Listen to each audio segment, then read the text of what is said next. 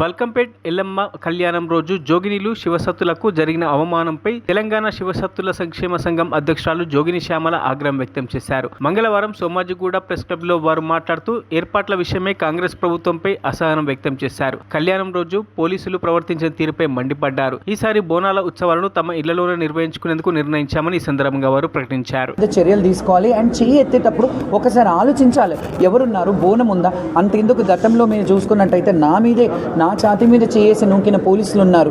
దాన్ని CC footage పెట్టమన్నాను, అప్పుడు పెట్టలేదు కదా, ఎందుకంటే అప్పుడు నడిపించే రాష్ట్రానికి తెలుసు అక్కడ ఏం జరిగిందో. కాబట్టి ఆ అవమానాలు ఎన్నేళ్ళు ఇంకా మేము ఈ అవమానాలు భరించాలి. దేవుడి నైవేద్యం తెచ్చే బిడ్డలము, దేవుడి బిడ్డలుగా మమ్మల్ని భావిస్తారు, దేవుడి భార్యలుగా మమ్మల్ని భావిస్తారు. నగర